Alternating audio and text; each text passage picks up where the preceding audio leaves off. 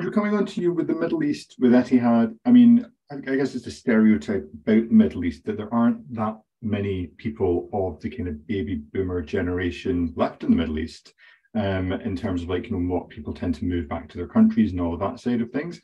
Am I right in saying that? Am I wrong in saying that? Do you get a lot of Generation Xers who are kind of still in the Middle East, and how would you engage them in a different way than how you would engage Generation Z?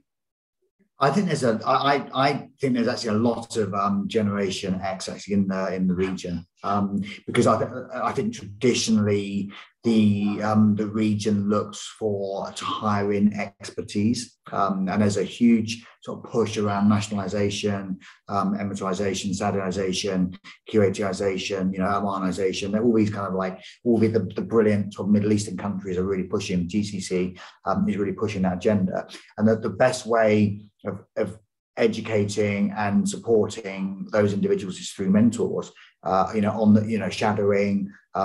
Multiple times in my career, in multiple organizations in the region, I've acted as a shadow for individuals, or they've acted as shadows for me. I think that's where you really learn. I think sometimes putting people into using that incredible depth of knowledge, that wealth of knowledge for those particular, the more I'm in that generation, so using my expertise and being able to pass it on to younger generations, I think is really important. So I think there's still a huge opportunity here for that. What we definitely have found, and I think one of the big challenges in the region is, and I talk a lot about kind of work parents and work grandparents, I think there's a big challenge there sometimes. I don't know about you, Christian. Me personally, I learned from my work grandparents or my work parents, my sort of boss. So I kind of aspire to be like them or not like them, depending on their behaviours and kind of what I thought they were or were not doing. So I think because sometimes there are, there's a lot of people coming into the workforce for the first time, particularly I work a lot in Saudi Arabia. I work a lot in, obviously Qatar, and the younger generation who don't really have those kind of what I would call work grandparents. So they're the sort of first generation actually coming into full-time employment, particularly in service type roles like Starbucks. So there's some challenges there. So they don't have obvious work grandparents or work parents to sort of imitate. So they're the pioneers for me. They're the trailblazers.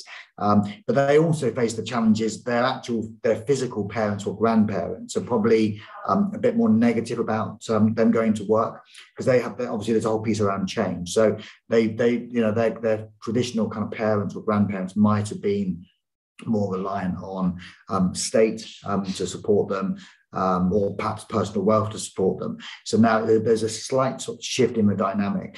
I think Generation X is still required, but it's shifting. Anyone who comes into this region has to come in. I think sometimes people think, it's an easy ride coming and working in the region. It's really not that easy. It's much you have to be an absolute expert in what you're doing. That's just. And if you're not, you get, it's a very, very short road when you're working here, because the Middle Eastern region does tend to pay premium for people like me, for Generation X, but then they're paying premium because they want to get that experience, and they want you to be able to pass that experience on to their next generation of their sort of nationals.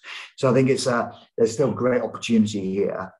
We're going to get generation, the sixth generation coming in soon, and it amazes me. I think I've got like 2 years left, Christian, and I think I'll be going into a more consultative type of role. But it's very, very fascinating how it's kind of like playing out in front of my eyes. And I think the other thing that worth mentioning here is just that piece around this rampant AI coming into the market as well, which I think is quite.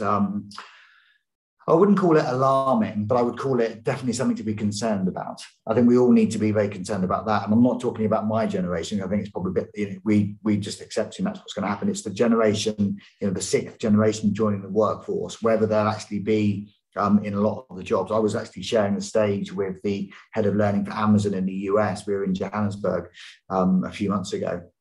And it was amazing, because he was saying that, pretty much they did a lot of research on this. AWS did a lot of research on this. And they were saying that 80% of jobs that existed when I started in my career in about 1985, dinosaurs still roaming the earth, but 80+% of those jobs physically don't exist today. So they were predicting that pretty much, 80% of the jobs that we're doing right now in this moment probably wouldn't exist within about 20 years. So that's a bit scary, maybe even faster than that. So there's a lot of people out there who probably need to be thinking about reskilling very quickly. And the skills they really need, it's the EQ, it's the empathy, it's the power skills, it's the listening, it's the questions. Those are the kind of skills I think are premium. The technical skills, they're probably going to become less in demand because AI is going to take over. One of the things that upsets me the most as a head of learning for a big organization, and it's when people come to me. I was at a CIPD board meeting this morning, and we were laughing. There's a couple of the challenges we have either around visas for people to live in the region, or my kind of pet peeve really is leaders coming to me saying, "Can you help people with their pivot tables or create an Excel spreadsheet?" And it's like, no, that I can help them with reading data. And I can help them analysing the data and actually doing some, research and development of data. But I think we're wasting our money investing in Excel training. If they want to do Excel training, go and do a YouTube video, go and watch a LinkedIn video, and they can learn to do a pivot table quick like that. So there's a big shift, and I think definitely the younger generations coming in, my children, Generation Z, millennials, need to be very kind of aware of that. Absolutely.